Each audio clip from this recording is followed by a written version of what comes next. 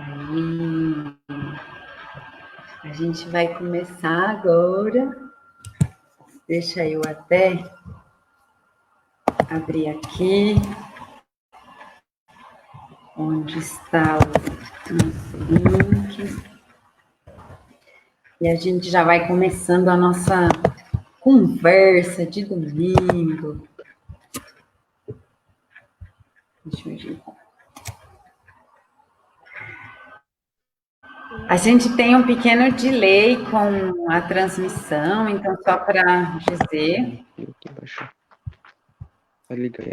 que é um tempinho entre a nossa fala aqui e o tempo que ela aparece lá no Facebook. Então, nós já vamos nós. Deixa eu ver. Tudo bem? É isso aí. Bom dia para quem está começando a chegar para assistir mais esse conversatório, que é uma palavra que não existe em português, existe em espanhol, mas hoje o nosso conversatório será um conversatório em legítimo portunhol, a língua do futuro da unidade latino-americana. E hoje a gente vai ter uma prosa sobre território e saúde, pensando na situação que a gente está atravessando no nosso país e no mundo inteiro. E para fazer essa conversa, a gente tem aqui algumas mulheres muito queridas, muito incríveis, muito fortes, enfim, que constroem parte das lutas, das coisas que a gente acredita, do pensamento livre que a gente acredita na revista Amazonas, que fazem parte dessa conexão que caminha entre esse fazer entre mulheres, esse trabalho de informação, de formação e de articulação, né, de conexão de lutas e territórios. Então, eu vou começar brevemente falando dessas mulheres, depois cada uma vai falar de si mesma, cada uma vai se apresentar. E para pensar território e saúde, hoje, em mais essa conversa de aniversário da revista Amazonas, completando 2 anos, está aqui a Edna. A Edna é uma companheira que hoje vive no Acre, que é uma companheira que parte do povo, do povo que no Acre vem produzindo uma série de revoluções organizativas, né, das mulheres em diferentes aldeias, pensando uma série de lugares que a gente faz território, que a gente faz saúde, que a gente faz comunidade. E ela vai estar aqui hoje com a gente, contando um pouco dessa história. E a Edna está com algumas dificuldades de internet, mas ela está aqui com a gente, então a gente sabe como é a internet lá no Acre. Se cair, a Edna vai voltar, e a gente está extremamente honradas de ter a Edna aqui, essa presença tão maravilhosa para a gente mesmo.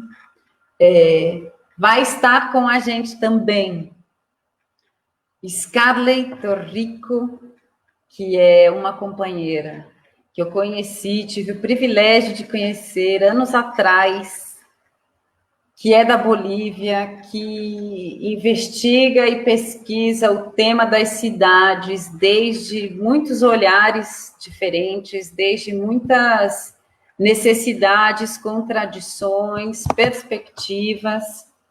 Eu conheci a Scarlett em espaços que também foram espaços de formação, de educação popular entre movimentos, que também é um processo de formação e articulação que eu vi a Scarlett produzir durante vários anos entre movimentos. Teve movimentos que eu conheci através dessas conexões, realidades, a gente fez coisas juntas, e isso é uma força também, por isso fico tão feliz que ela também esteja aqui. Quando a gente se conheceu, ela estava no CEDIB e eu estava no MTST, aí hoje nenhuma das duas está mais, nem no MTST nem no CEDIB, mas a gente segue a nossa evolução sem se desconectar, né? E se abrindo para novas perspectivas também, para novos olhares.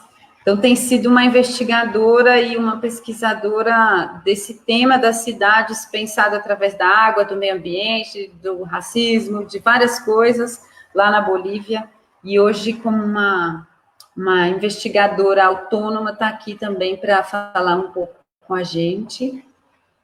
E está aqui também Ivana de Mauro, minha companheira de revista Amazonas, que ajuda na edição da revista, aqui junto comigo. E, na verdade, é a companheira que entrou, é a companheira que fez essa ponte com a Edna. Ela me mandou uma mensagem agora, a Ivana, dizendo que está muito cortada para ela. Ivana? Deixa eu ver se ela escuta.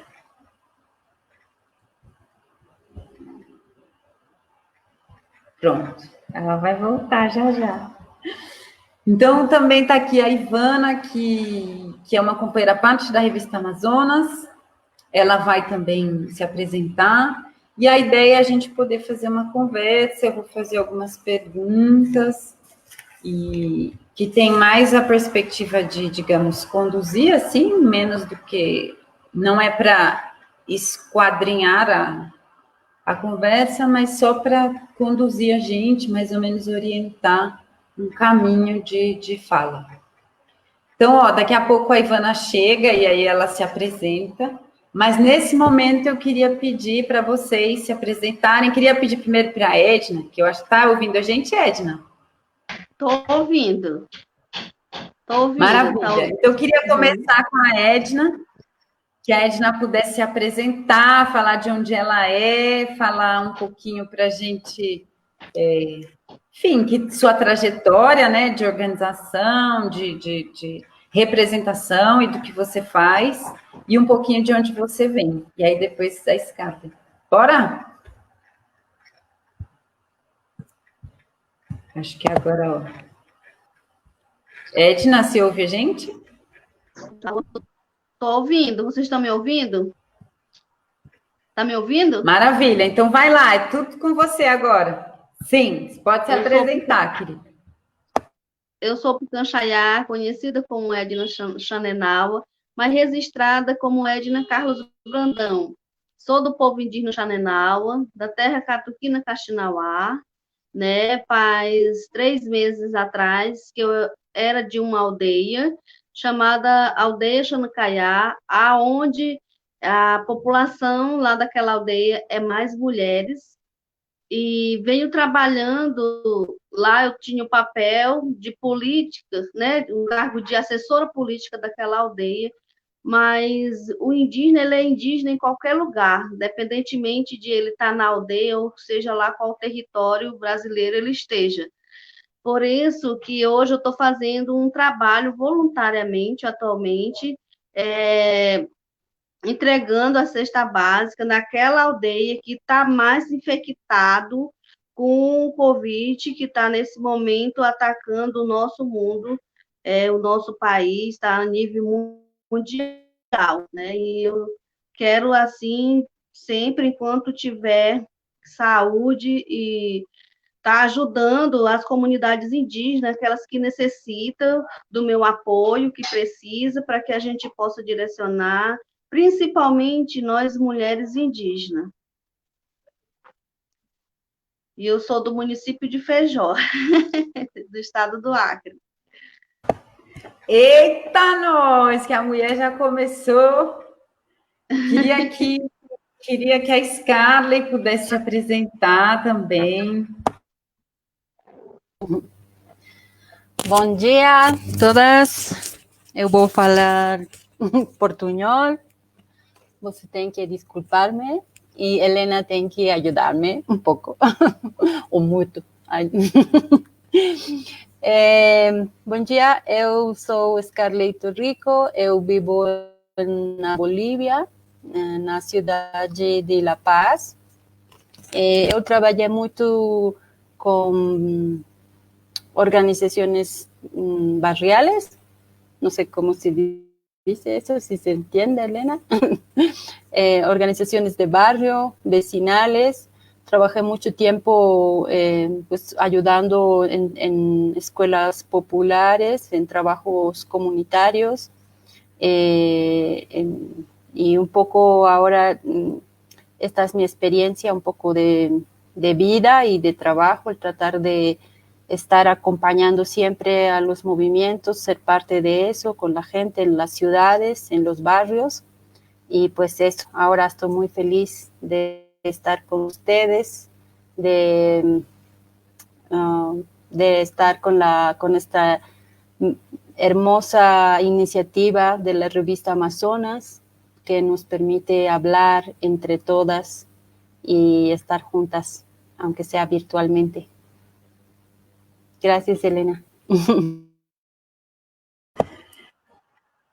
Oh, gracias a ti, Scarlett. Es un gusto, un placer y un honor tenerla acá también y reconectar con esto que siempre que nos encontramos estaba ahí, Scarlett, articulando y produciendo espacios de... Eu estou falando em espanhol e nem me dei conta. Gente, isso aqui hoje vai ser um portunhol terrível. Queria agora que se apresentasse Ivana, também, companheira que constrói a revista Amazonas, ajuda na edição aqui do Brasil.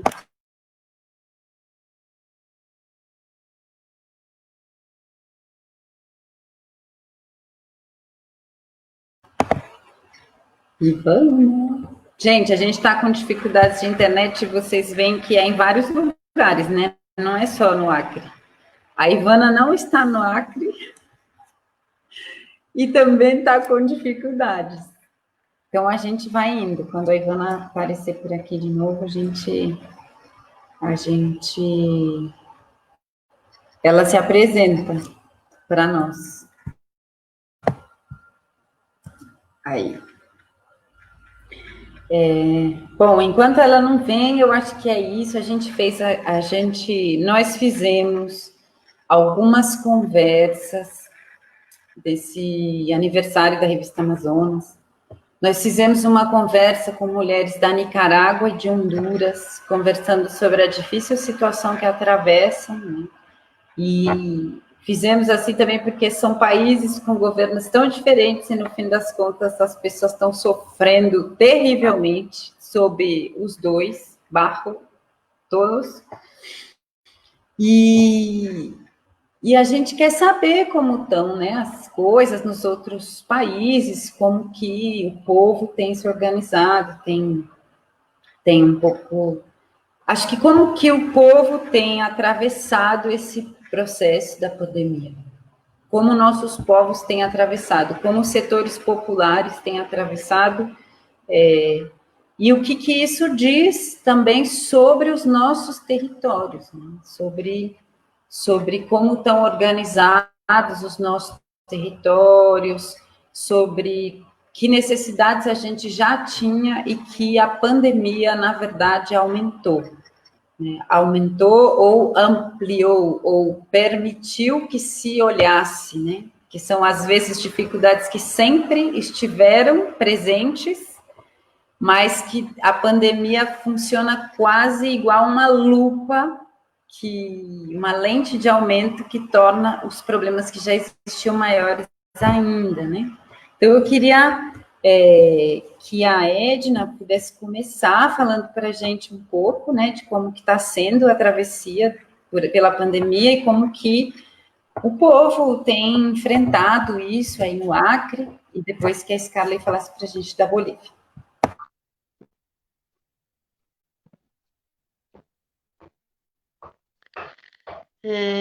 Iniciando falando sobre a pandemia, né, que hoje está uma doença doença que veio mundialmente, quero, nessa live também, amanhã vai fazer o nosso caseiro, o nosso tuxaua, do nosso povo, e dizer que a pandemia hoje, quando se fala de saúde, primeiro nós falamos de território, né? Porque hoje, se não tiver o território, nós não temos saúde, porque nós não temos terra para plantar a segurança alimentar dos nossos filhos, da nossa aldeia.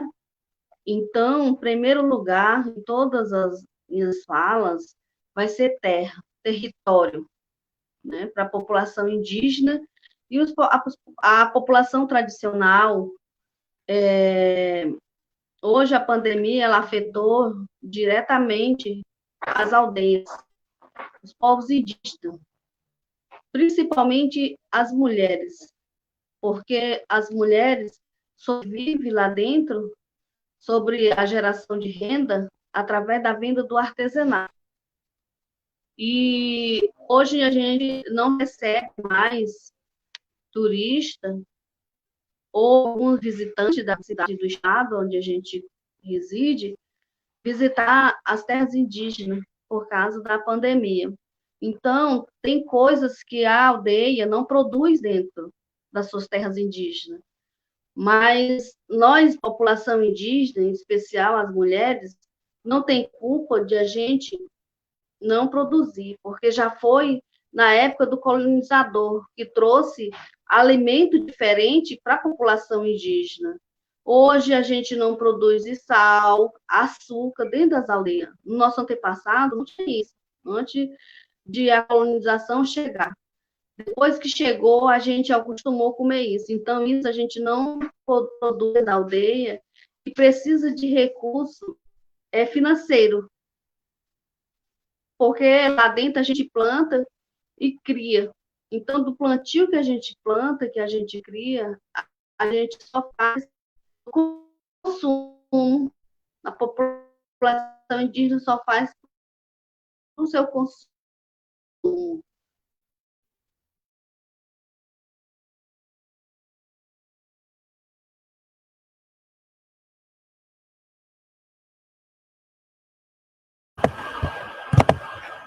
Oi, gente. Caiu aqui a transmissão da Edna. Mas é isso, a gente vai aos pouquinhos desse jeito.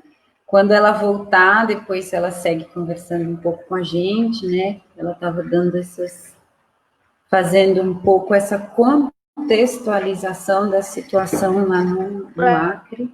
Acho que ela voltou por aqui. A medicina tradicional do nosso povo, mas também com a ocidental.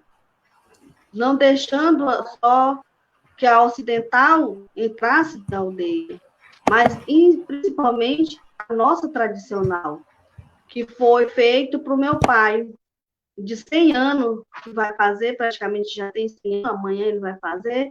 Nós curamos ele, e minha mãe de 89 anos. Com a nossa medicina tradicional, através do banho e do chá. E nós não temos culpa, nossa população tradicional, incluindo o indígena, de essa doença ter vindo, porque nossa mãe terra está pedindo socorro, então o mundo se paralisou. Hoje eu estou muito feliz de estar falando para essa revista Amazônia. Quando se fala na Amazônia, vem, ao mesmo tempo, vem uma tristeza muito forte dentro de nós, porque a nossa mãe também está doente, também está pedindo socorro. A tanta queimada que está tendo, não é o indígena que está fazendo. Tanta retirada de minério, não é o indígena que está fazendo.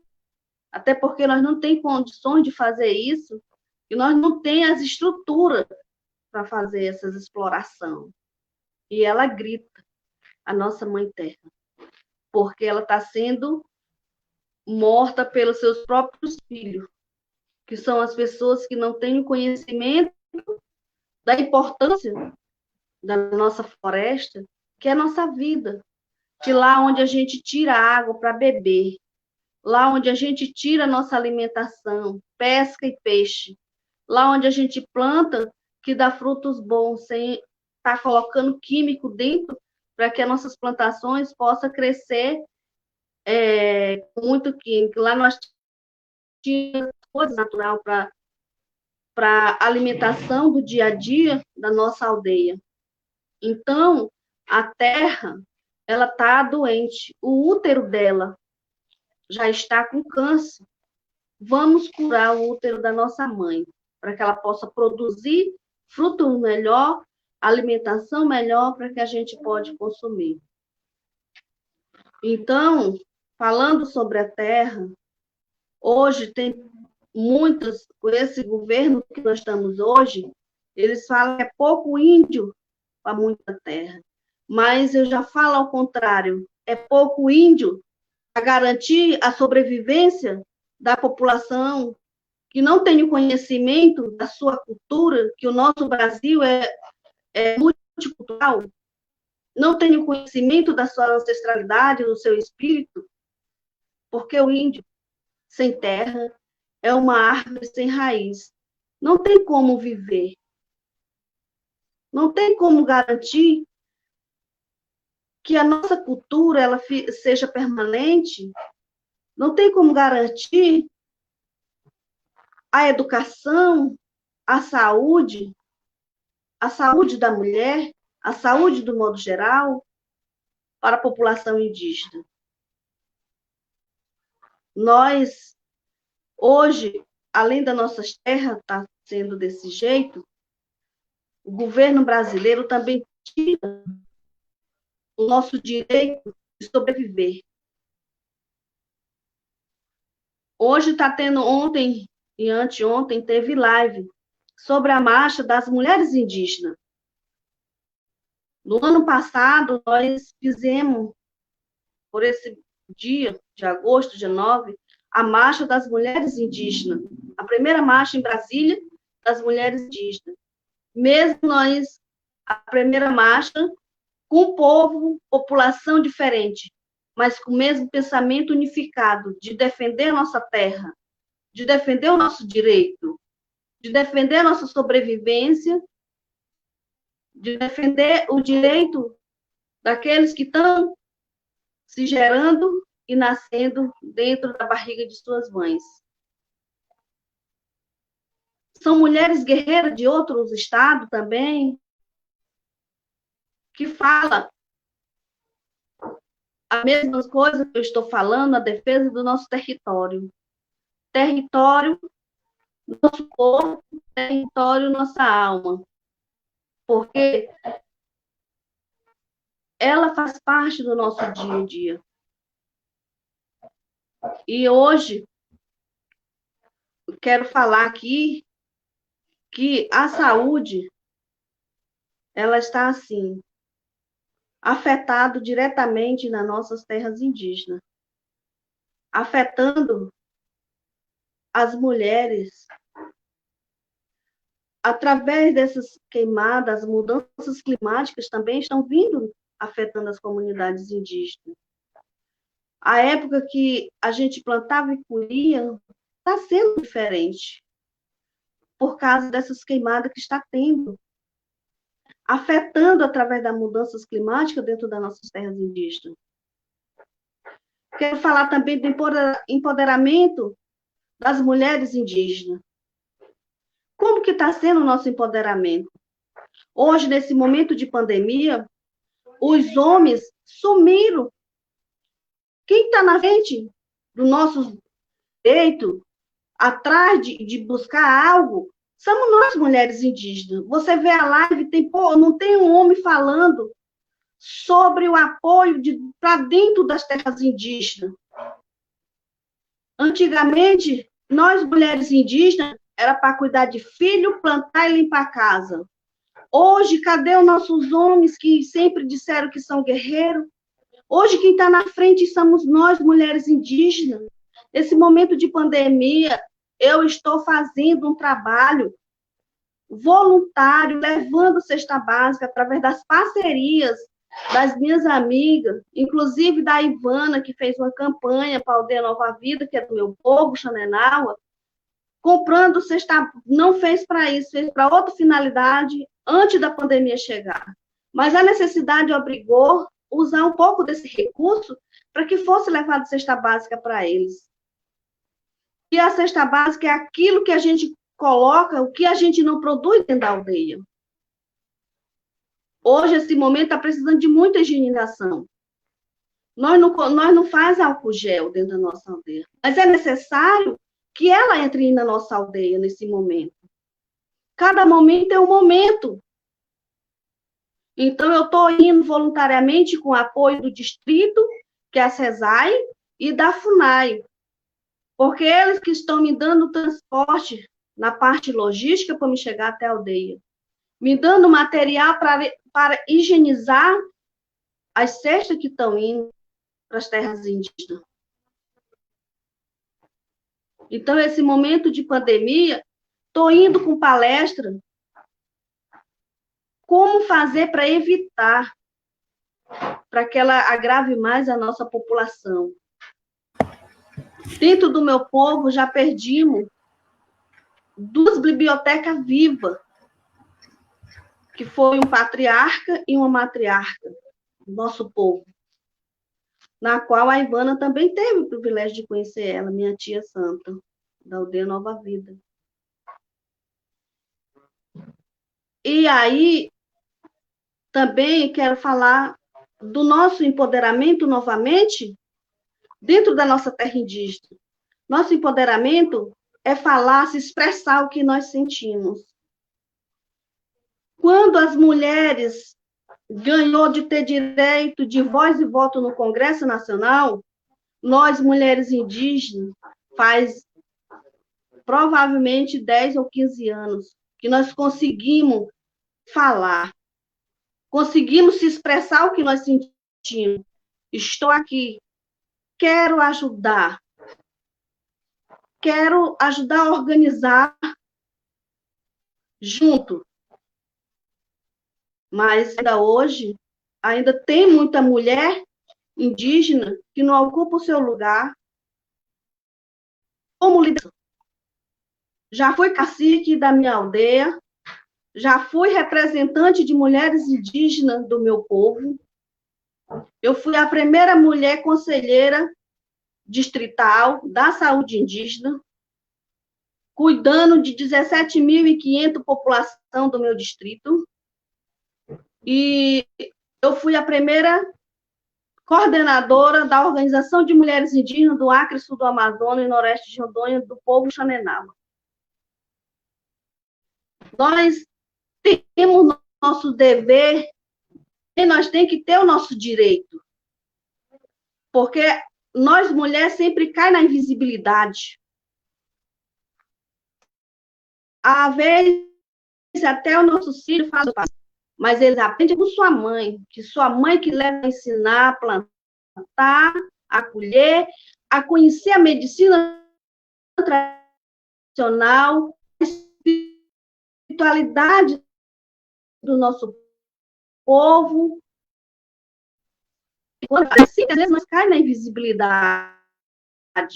Nós temos que não deixar isso, o meu nome é persistente, porque eu persisto para que nós venhamos ter o nosso reconhecimento de mulheres. Mulheres de garra, que não desistem do objetivo que a gente quer, que nós queremos o melhor para todo mundo, que nós queremos seja conhecedor, nós mulheres também temos capacidade.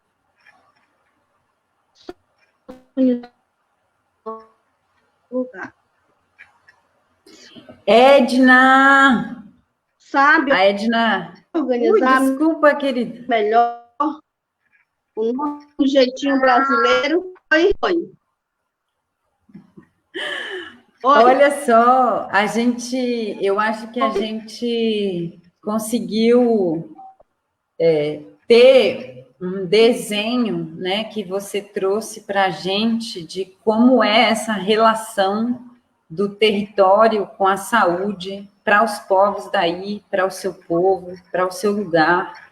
E acho que a gente conseguiu também, mais ou menos, visualizar um pouco, através das suas palavras, como tem sido essa grande luta que vocês têm organizado e que você também, como mulher indígena, tem assumido um papel fundamental nisso, para atravessar esse período de pandemia, inclusive recorrendo à medicina tradicional e outras coisas.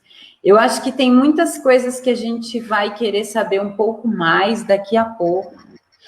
E agora a gente vai ouvir um pouco a Scarlett também, trazer para nós um pouco dessa relação entre saúde e território lá na Bolívia, e como é que as pessoas estão também, sobretudo os setores populares, atravessando esse processo, né, do ponto de vista político, organizativo, econômico, que acho que também vai ajudando a gente a ter essa, sabe, esse olhar amazônico grande também, né, que está para além só do Brasil, mas que pega todo um continente, toda uma lógica. Então, acho que vai ser lindo ouvir a Scarlett agora, e acho que justamente Edna abriu super bem. Daqui a pouco a gente vai querer saber mais, Edna. E agora a gente vai ouvir um pouquinho Scarlett. Scarlett, é uma alegria ter você aqui também, uma alegria ter a Edna aqui, uma alegria que vocês também se conheçam e que a gente retome contato. Durante esse tempo que a gente esteve distante, a Scarlett passou a estudar português, então ela vai falar para a gente aqui um pouquinho em portunhol, mas olha, as palavras que saírem em espanhol você não tenha, fique tranquila que a gente entende, acho que todo mundo entende mais ou menos, senão eu comento no chat. E além do mais, tem o fato de que a revista Amazonas é uma revista que também está acompanhada por mujeres en varios países que hablan español, así que también se habla un poco español, está todo bien, igual outra parte nos compreende. Então, bem-vinda, muito obrigada, e queria muito, muito, muito saber, através do seu olhar, um pouco desse desenho da Bolívia, território, saúde, pandemia, hoje, povo, enfim, bem-vinda. Olá, Helena. Eu vou tentar. eu falo pouquinho, mas vou tentar falar portunhol. Vocês conhecem? Na Bolívia está passando um momento muito complicado. Nós não temos a presidente electo. Nossa presidenta não foi eleita por el pueblo. Y la pandemia ocurrió cuando estamos en este momento que es muy complicado y muy difícil, porque estábamos a las puertas de las elecciones. Entonces, las organizaciones políticas en Bolivia estaban todos mirando a elecciones, mirando a la elección presidencial, concentrados en eso, y en este momento tuvieron que tomar la decisión de iniciar la cuarentena, lo que significó también aplazar las elecciones por varios meses. Y en este momento creo que para la gente es muy difícil vivir este momento porque Bolivia no es un país que puede, donde la gente puede darse un lujo de permitir una cuarentena prolongada. Es un país donde un 70%, 7 de cada 10 bolivianos viven de actividades que son de autosostenimiento, son actividades informales, el comercio callejero, etcétera. No existen trabajos formales que pueden darles a ellos un salario permanente. Y esto para la gente ha sido muy fuerte, aguantar 3 meses pidiendo a la gente que se quede en casa. Esto implicaba dejar de generar ingresos y dejar de percibir el dinero que la gente necesita para sobrevivir durante 3 meses. Y sabiendo muy fuertemente de que nuestro sistema de salud tiene unas debilidades muy grandes, ¿no?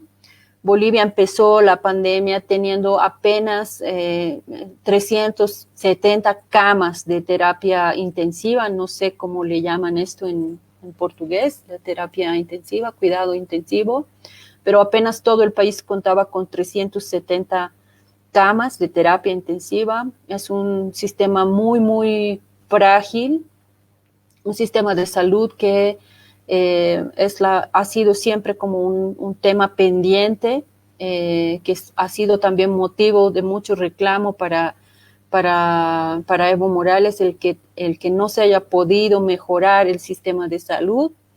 Y hemos empezado con estas dos falencias. Por un lado, lo económico, que no podemos pedir a la gente que se quede en la casa porque necesita salir a trabajar para conseguir un sustento.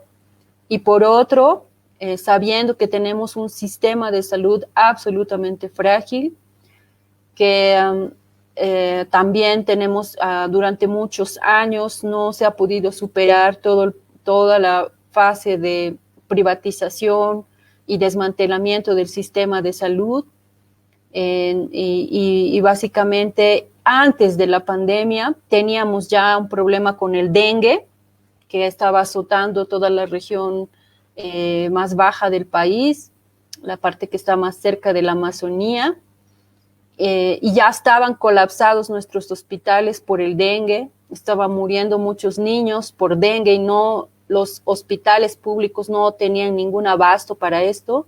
Así que cuando llegó la pandemia, ha sido sobreponer una tragedia que ya estaba en curso con otra en términos de que la gente después de 3 meses ya no pudo y tampoco se pudo pedir a la gente que siga en su casa, y se tuvo que dejar salir a la gente a trabajar pensando que se podía controlar de alguna manera los contagios.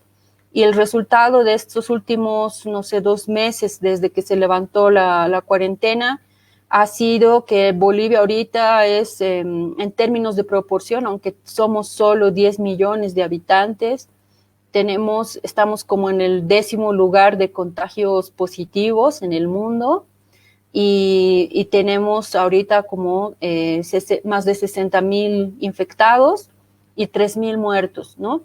Entonces, obviamente que la reacción también ha sido muy grave también en términos de este escenario político tan complicado, que muchos sectores, incluso muchos de izquierda, decían que es mentira, que no existe virus, que esto era una estrategia solamente para que no existan elecciones, y por eso se ha producido como muchas manifestaciones, mucho desacato a la cuarentena promovido por estos grupos, y ello obviamente ha incrementado los contagios, ¿no? Yo siento que vivimos este momento precisamente por eso, porque los actores políticos, digamos, tradicionales, los partidos, están muy embarcados pensando en ganar las elecciones, mientras la gente está pensando cómo sobrevivir. Y muy abandonada, hemos sentido que estamos muy solos en términos de que no podemos esperar nada del gobierno ni de los partidos políticos. Entonces, para la gente digamos, las opciones han sido, como bien dice también Edna, que dice que la gente está acudiendo a una medicina tradicional. más yo creo que esto no es suficiente. Y sobre todo mucho intentar la solidaridad en los barrios, tratar de armar grupos, incluso hacer centros de atención en los barrios, que tengan oxígeno, que es lo mínimo, porque incluso en estos meses hasta incluso nos ha faltado el oxígeno, no teníamos suficiente oxígeno para la gente que ya no sabíamos que no teníamos camas y que no teníamos terapia intensiva, pero también encima no sabíamos que también incluso nos podía faltar el oxígeno, así que la gente tratando en sus casas de comprar o en los barrios de comprar oxígeno para compartir en caso de que haya una emergencia. Y sí siento que hay muchas personas han perdido la vida, no tanto por la enfermedad misma, sino porque no ha habido opciones de atención a la gente, ¿no? Porque no había lo mínimo, los medicamentos mínimos, la atención básica no existía.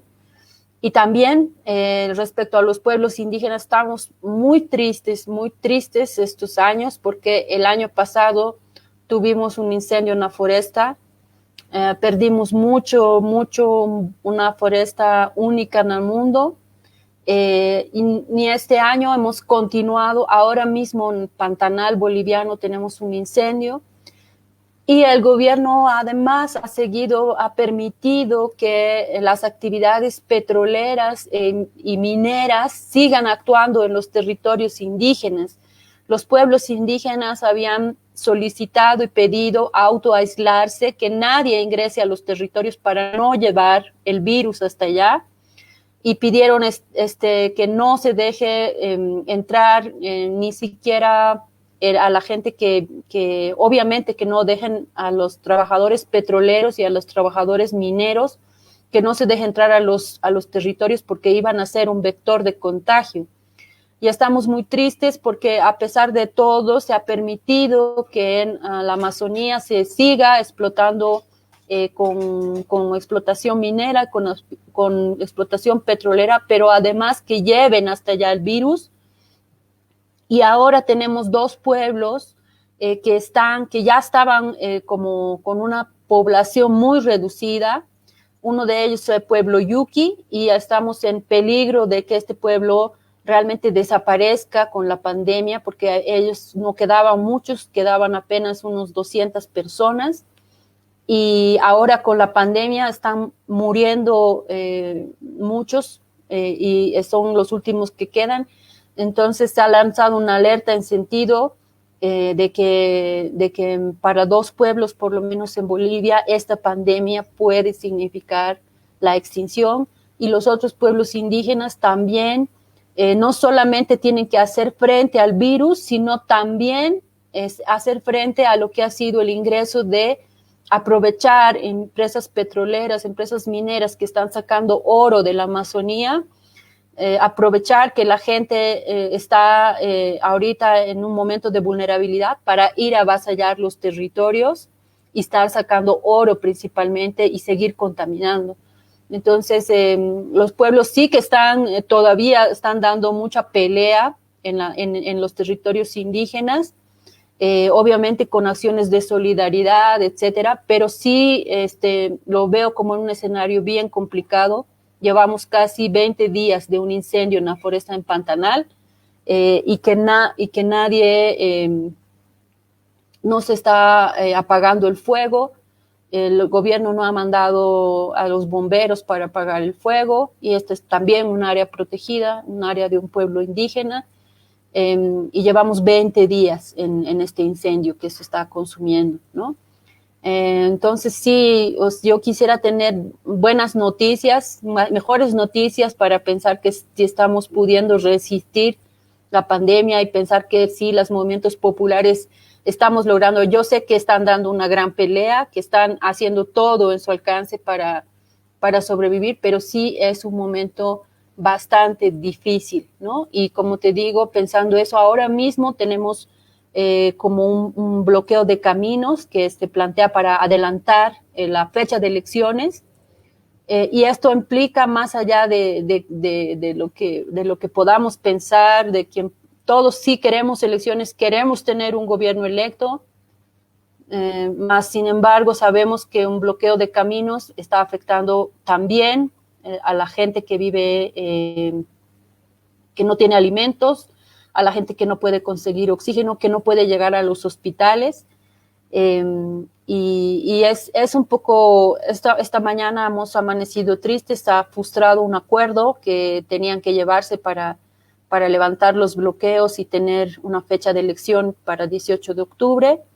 Estos días hemos tristemente perdido mucha gente por falta de oxígeno, ¿no? Y sí, esta es la situación ahorita en Bolivia, Elena.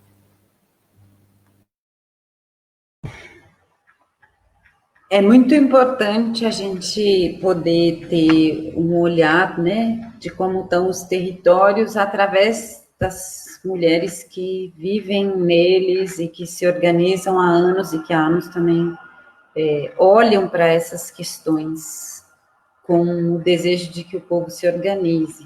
Eu acho que a gente percebe que também é isso, acho que muitas semelhanças com coisas que a Edna disse, né? Da Amazônia em chamas, do ataque, do agronegócio, que também aqui na Amazônia brasileira a gente tem a ameaça da indústria petroleira, do hidronegócio, né? Com as barragens, as malditas barragens que estão também destruindo.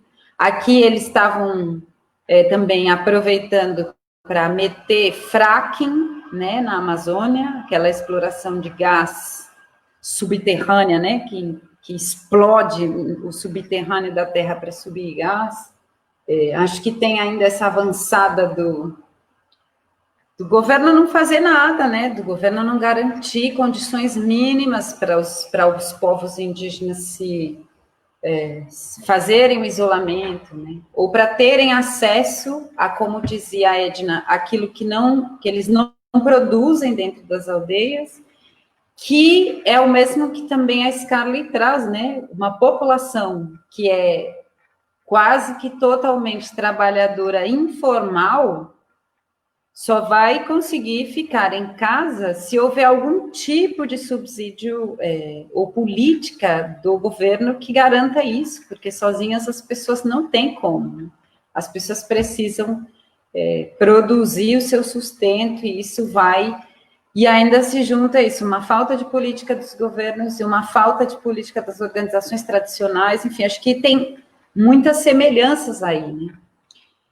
E aí eu queria que a Edna dissesse para a gente um pouco, Edna, como é que você tem visto, assim, a organização do povo aí no território? Você contou um pouquinho para a gente, né, das iniciativas que você tem feito e que também têm sido feitas na aldeia, no povoado, mesmo assim, tem pessoas, né, que a gente vem perdendo pessoas, né, você falou da sua tia e daquele outro companheiro também ancião que vai e, além de tudo, leva um monte de sabedorias, né, a Scarlett dizia para a gente de um povo inteiro que está ameaçado na Bolívia, o povo Yuki.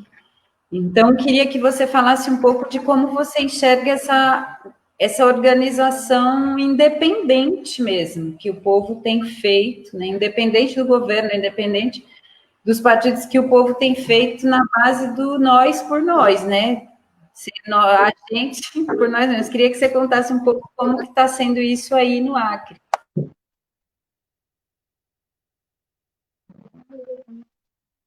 Então, aqui no Acre, está ouvindo? Aqui no Acre, a organização interna lá é planejada, cada um dos caciques faça a sua organização interna social lá.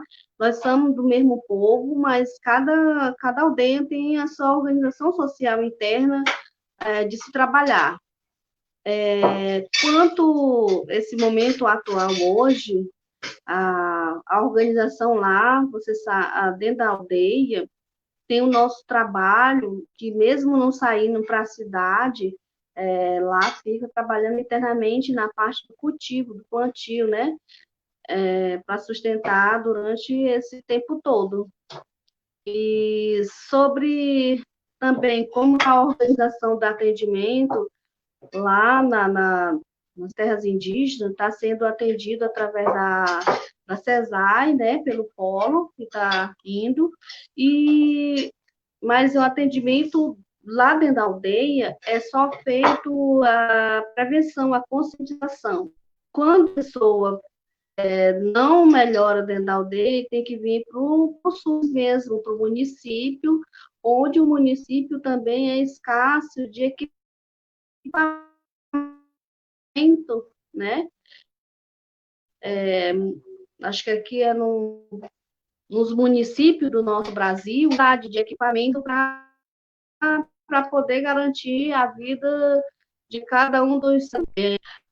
Sobre falando da minha tia, do meu tio que faleceu, a Biblioteca Viva, porque eles eram uma pessoa muito sabido dentro da nossa cultura, sabia de muita medicina, sabia de muito canto, sabia muito falar sobre os nossos antepassados, sabia nos ensinar o nosso dia a dia. Por isso que eu falo que eu ganhei meu pai 2 vezes. Um por minha avó ter tido ele, e outro por ele ter sobrevivido essa pandemia, que amanhã ele vai fazer 100 anos de vida. E ele também é uma biblioteca viva. Nós estamos produzindo um livro falando sobre a história do povo Xananaua, como surgiu, como é hoje, no mundo atual hoje, né? E cortou um pouco a sua fala, Helena, na sua pergunta. Não sei se eu estou respondendo na direção certa, né? Tá sim, Preta. Não deu para entender. É para você contar para a gente como tem sido a organização de vocês, né? Que é independente, enfim, tem a ajuda da CESAI, mas eu imagino que falta muita coisa do governo e que vocês estão tendo que resolver na base da organização do povo e da solidariedade mesmo, né? É isso que a gente queria saber um pouquinho. E isso, quanto o governo hoje ainda não atuou dentro das terras indígenas, solidarizando a população indígena. Hoje eu quero agradecer nossas parcerias que a gente tem, assim como você, como o Ivana, Lautário, Júlio, Caiá, Cecília pelo MPT, né, e a OIT, a Manim, ter ajudado muito a gente, assim, levando essas cestas para as aldeias que estão necessitando, mas do Estado, nem do governo estadual e nem do municipal. Hoje o indígena, como sempre, está sendo muito esquecido. E aí, se não fosse as nossas parcerias que nós temos, né, dentro do conhecimento que as pessoas vêm para dentro da nossa aldeia e visita a aldeia, e a gente se torna-se uma família, levando essa solidariedade para dentro da aldeia, trabalho com muito amor para dentro da aldeia, levando amor e paz para dentro da aldeia, através desse trabalho de formiguinha, que futuramente será um formigueiro grande, porque nós vamos estar ajudando, dando a mão um ao outro. Se não fosse essas parcerias, hoje as comunidades indígenas estariam pior, ou como falou a moça que falou, já tinha dizimado alguma população indígena daqui do nosso estado, porque quando essa pandemia chega, todo mundo fica doente. Graças a Deus, não está afetando as crianças. Então, quando eu cheguei em uma das aldeias, que fui deixar a cesta básica doada pela parceria da Caiá e da Chinã e do Escuru, todas as mulheres e homens não conseguiam levantar da onde eles estavam deitados, só as crianças. Então, para mim, aquilo foi inexplicável, levar alimentação. Às vezes, as pessoas pensam que é muito pouco, mas é tão grande para aquela pessoa que naquele momento está necessitando disso. Né? E saber que alguém foi lá levar com muito carinho, né, isso, né? E então está tendo esse trabalho assim de levar essas cestas através das nossas parcerias, da nossa irmandade mesmo, que solidariza com a população indígena. O governo brasileiro não está, o governo estadual nem municipal não tem dado nenhum tipo de apoio para a população indígena. E então a gente está se organizando da forma que pode dentro da aldeia. Está se organizando que acha melhor daquela de pessoas que possam ajudar mesmo, né? Então, esse momento está sendo um momento muito triste, assim, da nossa... para o mundo todo, mas principalmente para a população, incluindo a população indígena, porque nós somos muito... Quando a gente vai para o atendimento nos postos de saúde ou no hospital, eles alegam que a gente tem a saúde diferenciada, só que a saúde diferenciada, o nosso atendimento, ela é só de atendimento de conscientização. Alta e média complexidade, a gente tem que procurar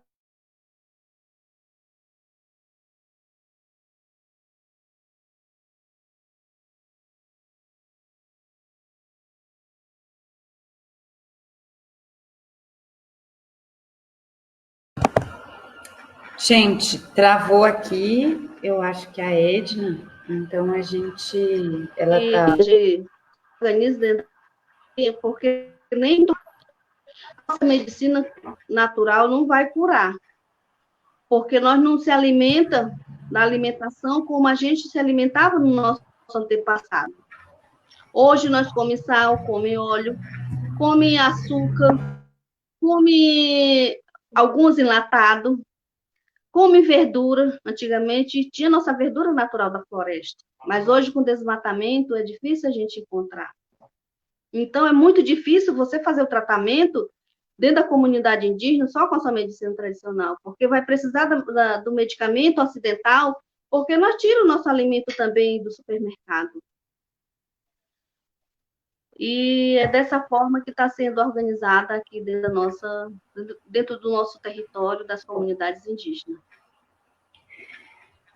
Nossa, Edna, você trouxe um monte de questões super importantes para a gente pensar, né? Porque é verdade, a medicina tradicional ela é pensada para um corpo que está tendo um determinado tipo de alimentação, que também era a alimentação dos nossos ancestrais, de um outro modo de vida, que não é esse modo de vida capitalista, né?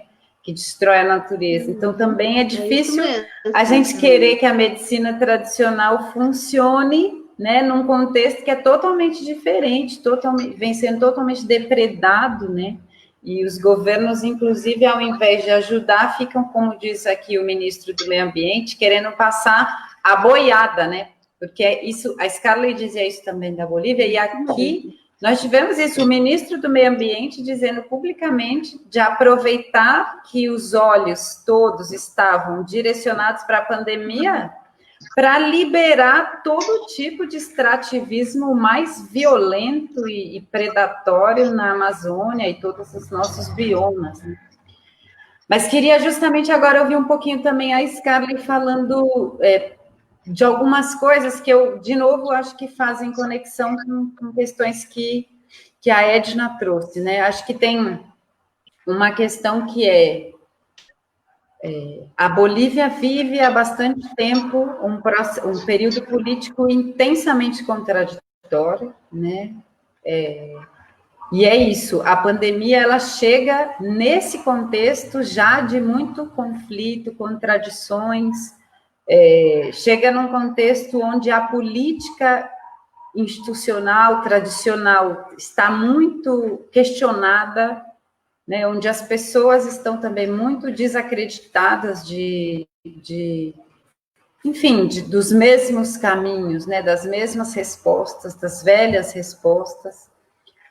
também a pandemia encontra uma Bolívia numa situação onde o povo indígena, né, já vinha sofrendo muito ao longo dos anos, a gente sabe, porque a gente acompanhou Típnis, a gente acompanhou o avanço, né, dessa, enfim, da monocultura, do extrativismo, do agronegócio, da mega mineração, tudo isso também a gente acompanhou na Bolívia ao longo de todos esses anos, e sabemos que isso já vinha fragilizando também o povo indígena.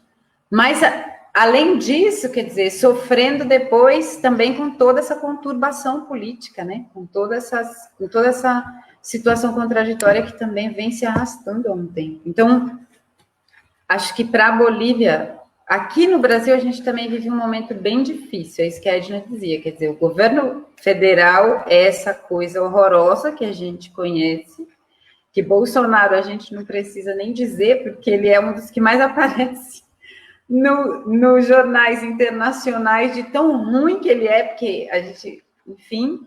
Agora, a gente sabe também que nenhum governo brasileiro efetivamente garantiu direitos para a população indígena, né? A demarcação das terras tal como deveria acontecer, a garantia dos direitos das comunidades tradicionais tal como deveria ter acontecido, nunca nenhum governo fez. Porque nenhum governo quis bater de frente ou ter um conflito real, estrutural, com as estruturas econômicas, né? Com o agronegócio, que aqui também no Brasil é muito forte, inclusive acho que se relaciona muito com a Bolívia, né? Típnis tinha esse objetivo, né, também de ligar, de fazer uma ligação de distribuição logística do Brasil com a Bolívia. Então, assim, para a gente, acho que é isso que a Edna falou, o que está colocado é a gente, mesmo sabendo que é pouco, se organizar. Nós por nós, de maneira independente e autônoma em relação ao governo, porque a gente não espera nada. O que a gente tem visto por aqui, e que é um elemento de alegria no meio dessa situação difícil, é a construção de algumas redes, né, de movimentos que se falam, que se conversam, coletivos que se conectam e tentam se ajudar a fazer as coisas. Acho que lá na região das aldeias, também aqui em São Paulo, nas favelas, nos bairros, né? E aí eu queria que você dissesse um pouco isso, Scarlett, assim, na sua visão, sabe? Se tem no meio disso, sei lá, coisas que você percebe que são potências em que a gente deveria apostar para a auto-organização, né, do povo, porque na Bolívia também o povo parece estar bem, parece que também não pode contar muito com o Estado, né, já há algum tempo. Então, eu queria que você falasse um pouco disso, assim, como que você vê esse cenário do ponto de vista das lutas e se você enxerga também potências e possibilidades, caminhos para essa organização autônoma e independente dos setores populares para dar algum caminho, né, para o futuro nosso. Hola, a ver, sí, como te dije, Elena, sí que esto estamos viviendo esta cuarentena en un momento muy, muy difícil, precisamente porque estábamos a las puertas de unas elecciones.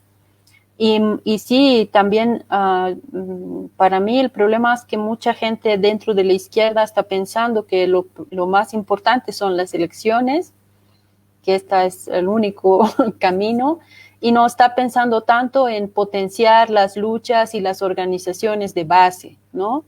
Entonces, hay como una idea en mismos sectores de la izquierda que lo más importante es las elecciones y ganar las elecciones, y este sería nuestro único camino, ¿no? Y yo me cuento entre los que cree que esto no es, vamos a resolver los problemas ahora con las elecciones, no creo que por más que no sé, la izquierda o estos sectores de izquierda logren pues más espacios en el Estado, pues las cosas vayan a cambiar.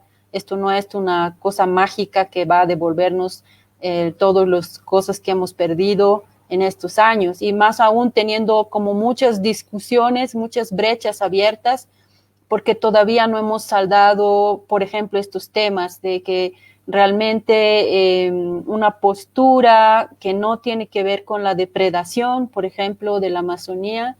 Esto es algo que también muchos sectores de izquierda en Bolivia ven como una fatalidad, como una necesidad, algo así como que tenemos que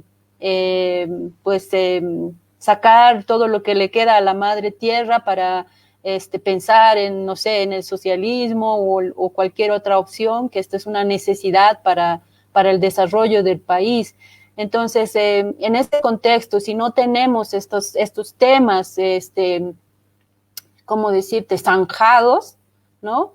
Mismo creo que las elecciones no van a significar un gran cambio para nosotros, ¿no? Yo pienso que hay una necesidad muy urgente ahorita en Bolivia de que se debata estos temas en términos de que es necesario para todos, pues esto, realmente pensar en quitarnos de la cabeza estas nociones de desarrollo que además son tan coloniales y tan depredadoras, ¿no? Y creo que también hay una necesidad de que en la misma izquierda se haga una profunda autocrítica, ¿no? Y de por fin tener una idea de que esto no es el mundo posible que soñamos, ¿no? Y yo pienso que hay ahorita en Bolivia mucha gente y muchas organizaciones, y allí otra vez rescato mucho a las organizaciones indígenas de la Amazonía que están en esta lucha, que ahorita yo creo que son una minoría solitaria, pero también muy esperanzadora. Ellos están haciendo han tenido, como te digo, no solamente que hacer frente al virus, sino también a la depredación de sus territorios. Entonces están dando una doble pelea. Yo creo que esta es una cosa que nos ilumina en ese sentido, que nos da esperanza de que este es el camino en términos de cuidar nuestra casa, nuestro territorio, entendido como nuestros bosques, el agua, ¿no? O sea, no podemos pensar en un futuro posible o en un mejor futuro si no conservamos cosas o si sacrificamos cosas tan básicas como el agua y le ponemos mercurio a los ríos y envenenamos los peces que viven ahí. Entonces yo pienso que esto no es una alternativa. Y pienso que estas organizaciones indígenas que ahorita están dando esta pelea son, como te digo, aún pequeñas, pero yo creo que esta es para mí como la idea también esperanzadora de no conformarse con el hecho de solamente votar, sino confiar en la rearticulación de las fuerzas de la gente, en hacer las cosas realmente de forma colectiva. Y ellos están haciendo, por ejemplo, reportes de los contagios, donde se ha podido, han hecho cordones para evitar que se ingrese a los territorios. En algunos lugares no se ha podido, pero en algunos sí. También, como te digo, han empezado a decir que ellos evidentemente saben que hay una crisis en términos alimentarios y que, por ejemplo, ha habido una reflexión que a mí me gustó mucho de decir, si queremos bolsas de alimentos, si necesitamos, entonces la idea fue decir no comprar azúcar, no comprar harina, ¿no? Volver a nuestra alimentación, a nuestros cultivos originales, ¿no? Porque incluso hay pueblos indígenas que tenían, que también habían sido, yo digo, avasallados también en el sentido alimentario, de que evitándoles que ya aprendan los jóvenes y los niños a cazar, a pescar, y más bien una invasión muy fuerte en términos de llevarles Coca-Cola, de llevarles fideo, arroz como únicas alternativas, lo que mengua obviamente la diversidad alimentaria. Entonces yo pienso que sí hay ahorita hay en términos organizativos unas reflexiones muy fuertes desde ahí en términos de no es momento de pensar en las elecciones, pensar mucho en las cosas que le ha traído a muchos dirigentes también en el pasado el poder.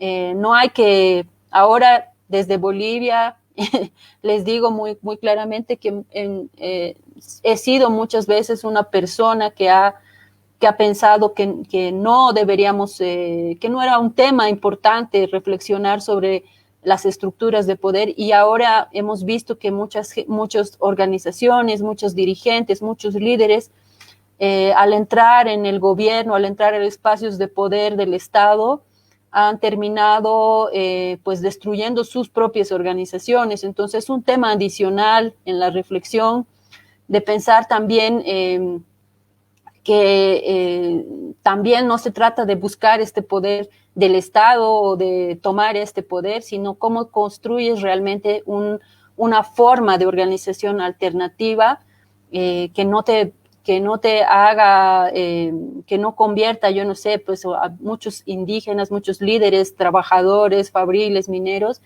eso, convertidos en gente que, no sé, ¿no? O sea, gente que ha destruido sus propias organizaciones por corrupción, por estar ligados al poder, porque les emborrachó el dinero, porque les emborrachó tener a disposición el poder, incluso ejerciendo violencia contra las compañeras, contra las que han sido las más víctimas. Entonces ahí yo veo que sí, que en Bolivia ahorita se está planteando y decir, no es momento de pensar tanto, no es tan importante las elecciones como construir una fortaleza desde la base.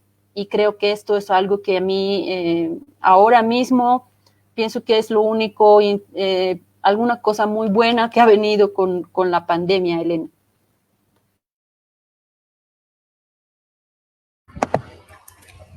Oye, sí, creo que es una reflexión que acá también de alguna manera intentamos hacer, ¿sabes? ¿Qué es esto? Pensar más allá de la coyuntura, por decir así, y estoy hablando en español otra vez, no sé, ya fue.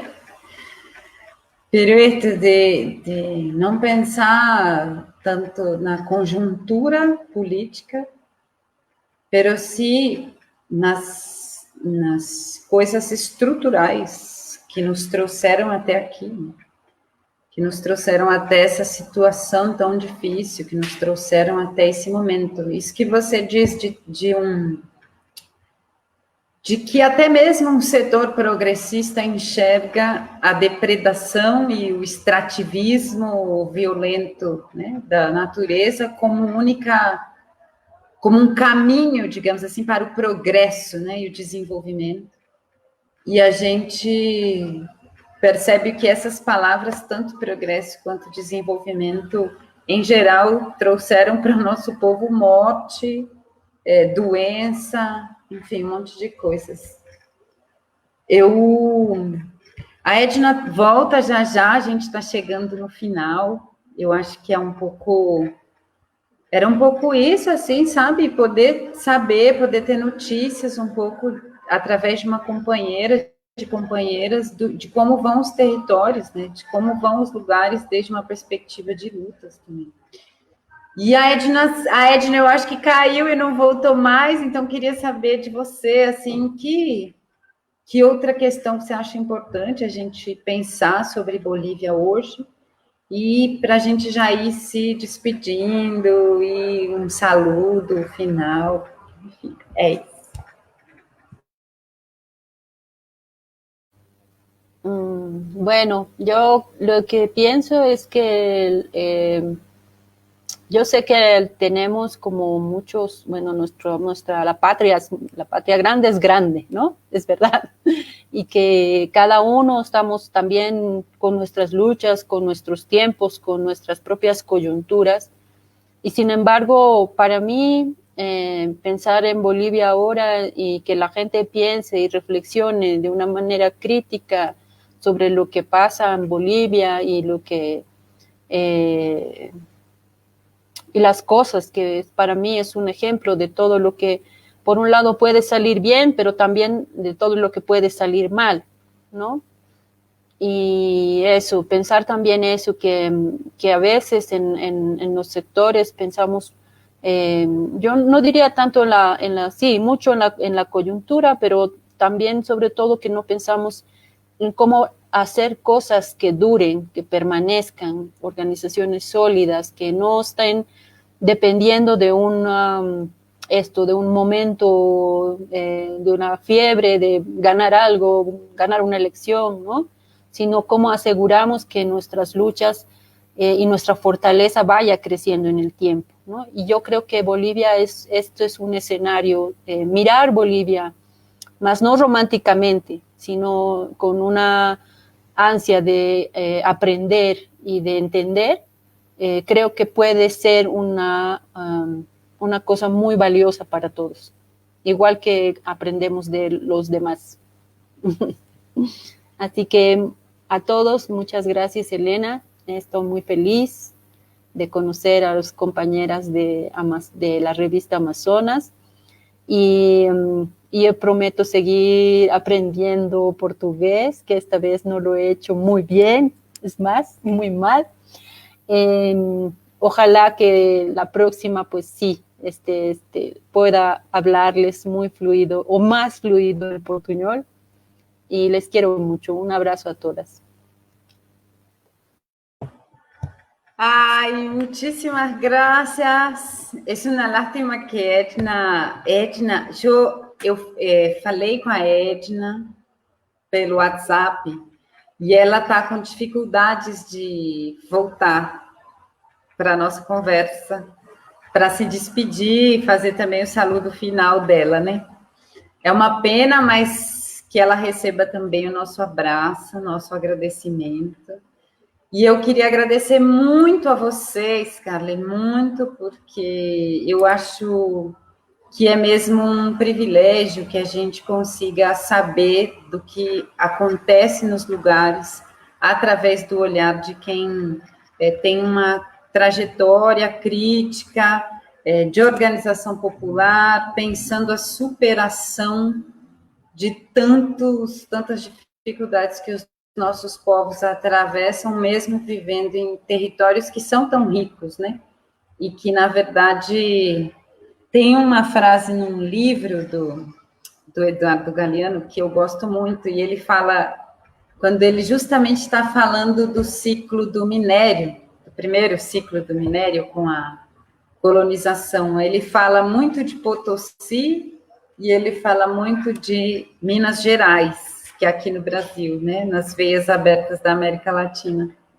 E ele diz uma coisa que, assim, ele diz sobre Potosí, isso eu acho, que assim, muito rapidamente este povo percebeu que a riqueza do seu solo era a sua maldição.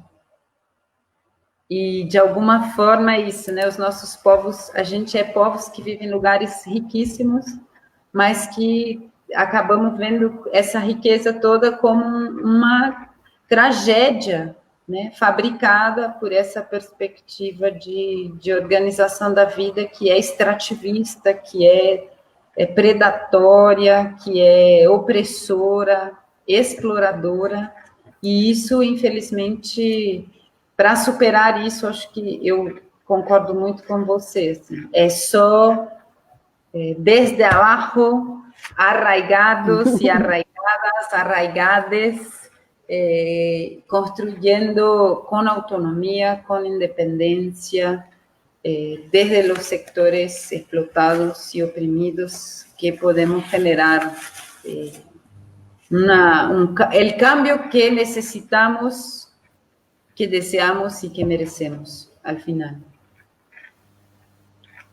Muchísimas gracias por aceptar la invitación. Gracias a ti, Elena. Y bueno, despedirme de Ivana y de Edna. Sí.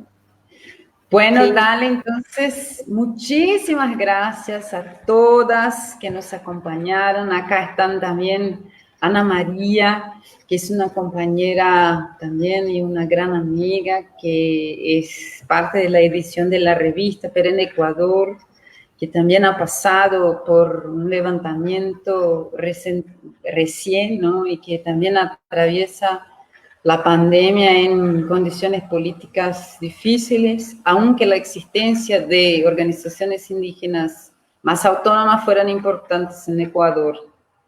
Y también está acá Pilar Remitzin, que nos agradece, que también es otra compañera que construye Amazonas desde Córdoba, en Argentina, con ilustraciones que van dibujando un poco también del mundo que queremos, de las luchas, del entre mujeres que vamos tejiendo desde abajo y con autonomía y independencia. Así que un abrazo a todas que nos han acompañado hasta ahora, y fue un gusto, un gustazo. Un abrazo a Edna, un abrazo a Ivana, un abrazo a Scarlett y un abrazo a todas que acá están.